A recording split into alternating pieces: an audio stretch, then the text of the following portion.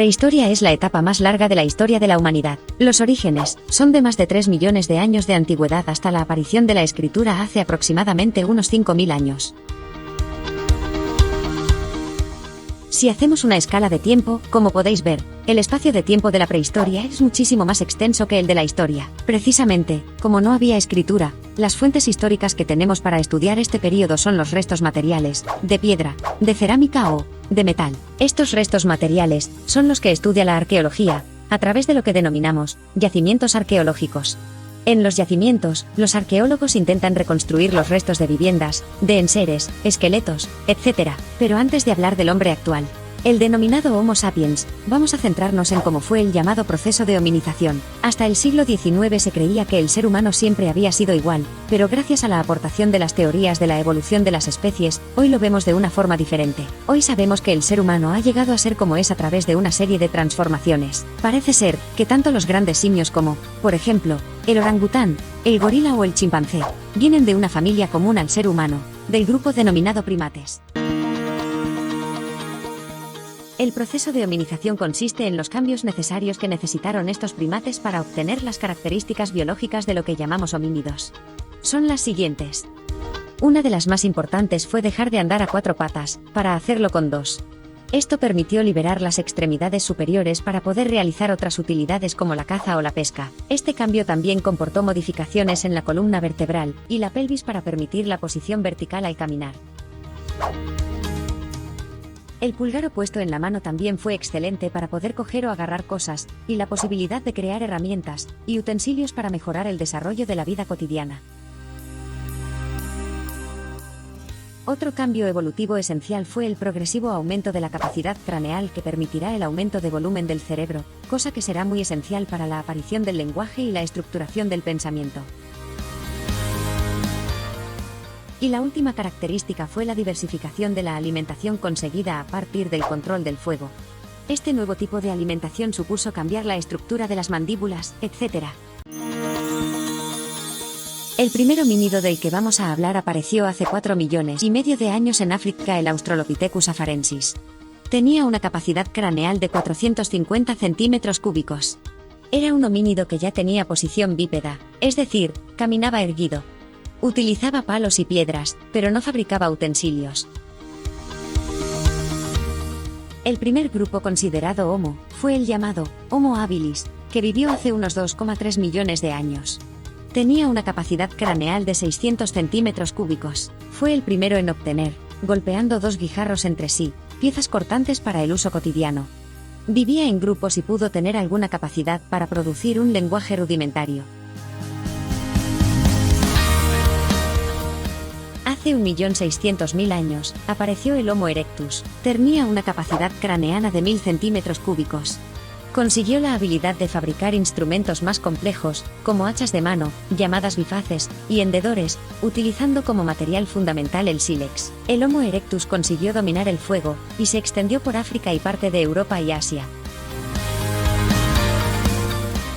Entre los 300.000 años y los 30.000 aparece el llamado Homo neanderthalensis, que habría convivido con el Homo sapiens. Tenía ya 1500 centímetros cúbicos de masa cerebral. Se caracterizó por elaborar herramientas mucho más precisas y pequeñas y de diversos materiales como el hueso y los cuernos. Aprendieron a hacer fuego hace 40.000 años.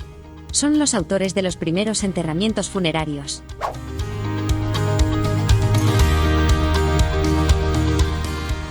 Finalmente, hace 120.000 años aparece el Homo sapiens, el que ya podemos considerar como ser humano. Tiene una masa cerebral de 1450 centímetros cúbicos. Produjeron las primeras muestras de arte prehistórico, y empezaron a utilizar los cuernos para fabricar herramientas como el propulsor, o el arpón.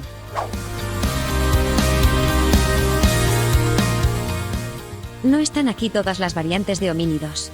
Hemos resumido las variantes más importantes, teniendo en cuenta que la arqueología es una ciencia viva, y que cada año se producen descubrimientos que aportan nuevas informaciones sobre estos temas. El proceso de hominización ha sido el sinuoso camino del ser humano recorrido a través de su evolución, convirtiéndose en uno de los seres vivos con más capacidad de adaptación, y que le ha permitido sobrevivir a especies más rápidas, más fuertes y más feroces. El desarrollo de la inteligencia como herramienta para superar los problemas, la articulación del lenguaje para comunicarse de generación en generación, y la creación de una cultura material compleja son algunas de las características de esto que denominamos el género humano.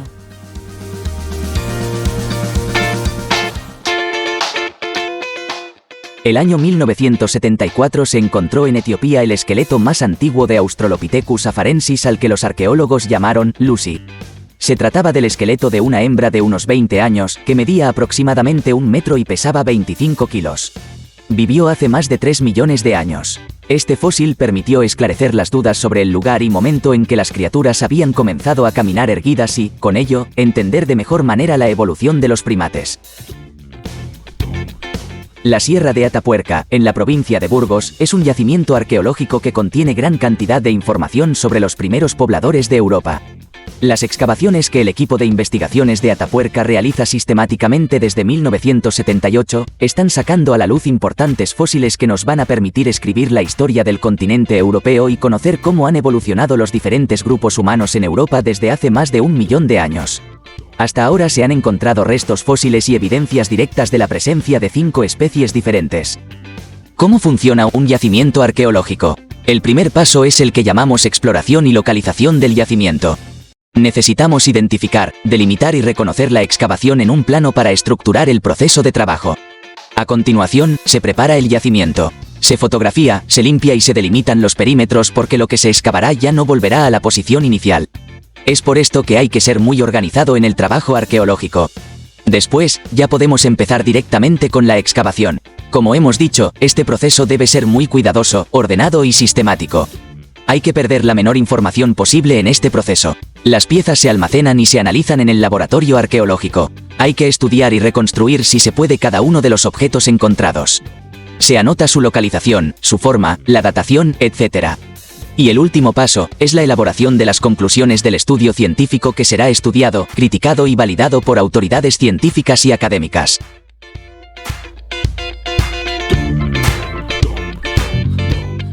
El sílex es una roca compuesta por sílice que al ser golpeada se parte en láminas de corte muy afilado. Se usaba frecuentemente en la prehistoria para la elaboración de herramientas. Hominización y humanización. Para entender bien cada uno de ellos, lo mejor es definirlo por separado. La hominización es el proceso por el cual nos convertimos en humanos. Este es un proceso muy largo, un proceso biológico evolutivo que lleva millones de años. La humanización incluye un proceso, que también es un proceso evolutivo, pero no biológico. Es un proceso social que aprendemos a través de factores como el idioma y la cultura. Como podéis ver, los procesos son totalmente contrarios entre sí, mientras que uno se basa en nuestra evolución biológica, desde que partimos de ser animales hasta convertirnos en los humanos que somos actualmente. El proceso de la humanización se trata del proceso que nos hace evolucionar como seres sociales y que nos ha permitido llegar a vivir en una sociedad conjunta.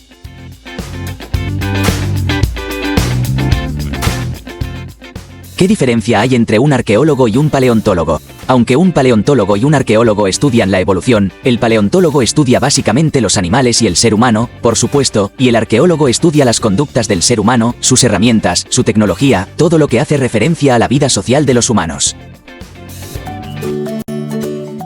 En este capítulo de Entender la Historia hemos hablado de la prehistoria y el proceso de hominización.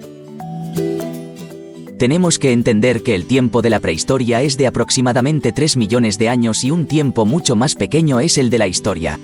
Consideramos historia a partir de la aparición de la escritura hace 5.000 años. La prehistoria se estudia a través de la arqueología, a través de los yacimientos arqueológicos mediante los restos materiales que han sobrevivido. Específicamente, la arqueología trabaja en los yacimientos arqueológicos los restos materiales de los homínidos.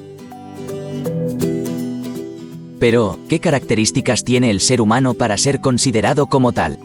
Esta pregunta ha sido respondida a través de la teoría de la evolución que explica las transformaciones biológicas de los llamados homínidos. Vamos a resumirlas básicamente en 4. La primera es el bipedismo, es decir, dejar de andar a 4 patas para hacerlo con 2.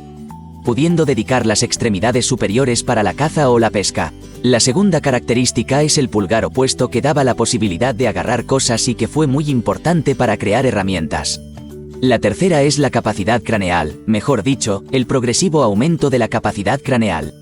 Cosa importante para la aparición del lenguaje y la estructuración del pensamiento. Y finalmente el control del fuego, que mejoró sustancialmente la alimentación. Y el último apartado que hemos tratado en este capítulo ha sido el proceso de hominización. Resumimos aquí los homínidos más importantes. Empezamos con el Australopithecus afarensis, que está a medio camino todavía entre primate y homínido hace 4,5 millones de años, con una capacidad de 450 centímetros cúbicos. Ya tenía una posición bípeda. Utilizaba palos y piedras, pero no fabricaba herramientas. A continuación, nos encontramos con el Homo habilis hace 2.300.000 años. Con un cráneo de 600 centímetros cúbicos. Fabricaba instrumentos de sílex, vivía en grupos y ya tenía un lenguaje rudimentario. A partir de 1.600.000 años nos encontramos con el Homo erectus, con un cráneo de 1.000 centímetros cúbicos. Fabricaba instrumentos más complejos y empezó a dominar el fuego. Hace 300.000 años aproximadamente surgió el Homo neanderthalensis. Tenía un cráneo de 1.500 centímetros cúbicos. Fabricaba herramientas precisas con huesos y cuernos. Aprendieron a hacer el fuego y son los autores de los primeros enterramientos humanos. Y finalmente nos encontramos con el Homo sapiens, con un cráneo de 1.450 centímetros cúbicos. Empezaron a producir las primeras muestras de arte prehistórico. Fabricaron herramientas como el impulsor o el arpón. Este es el resumen del capítulo 3 de Entender la historia.